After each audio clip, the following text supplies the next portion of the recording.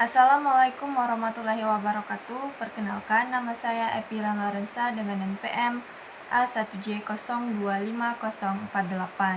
Di sini saya akan menyampaikan atau menjelaskan tentang model sosial budaya dalam pendidikan. Nah, yang pertama saya akan menjelaskan apa itu model sosial budaya dalam pendidikan. Model sosial budaya dalam pendidikan merupakan suatu kerangka pembelajaran yang menekankan proses belajar tidak hanya terjadi secara individu saja, namun dipengaruhi oleh interaksi sosial, nilai budaya, dan konteks masyarakat, di mana peserta didik itu hidup dan berkembang. Selanjutnya ada jenis-jenis bentuk interaksi sosial budaya yang ada di lingkungan pendidikan. Yang pertama, interaksi sosial asosiatif merupakan bentuk interaksi yang mempererat hubungan antara individu atau kelompok dan menciptakan harmonisasi. Contohnya seperti kerjasama, akomodasi, akulturasi, dan asimilasi. Yang kedua, interaksi sosial disosiatif merupakan interaksi yang mengarah pada perpecahan atau ketegangan. Contohnya seperti persaingan, kontravensi, dan konflik. Dan yang ketiga, interaksi budaya. Interaksi yang terjadi karena perbedaan latar belakang budaya. Kemudian ada proses pembelajaran dalam model sosial budaya.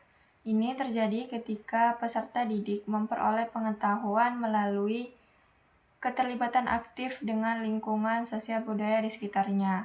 Nah, proses ini berlangsung dalam kerangka zona of proximal development, di mana kemampuan peserta didik berkembang dengan bantuan orang lain hingga akhirnya dapat belajar dan menyelesaikan tugas secara mandiri. Adapun strategi untuk mengatasi kelemahan model sosial budaya, yaitu dengan cara yang pertama meningkatkan kesejahteraan sosial. Dapat dilakukan dengan memberikan bantuan kepada masyarakat yang membutuhkan. Yang kedua, meningkatkan pendidikan. Upaya ini dapat dilakukan dengan meningkatkan mutu pendidikan yang berkualitas bagi masyarakat. Yang ketiga, membangun infrastruktur sosial. Pembangunan infrastruktur seperti fasilitas kesehatan, pendidikan, dan lapangan pekerjaan. Lalu, mengapa model sosial budaya ini relevan diterapkan di Indonesia? Yang pertama, karena keberagaman budaya yang tinggi. Indonesia kan terdiri dari ratusan suku, bahasa, adat istiadat, dan agama. Jadi, model sosial budaya ini dapat membantu memahami perbedaan tersebut agar kebijakan dan program dapat diterima dengan baik oleh berbagai kalangan masyarakat. Yang kedua, yaitu mencegah konflik sosial.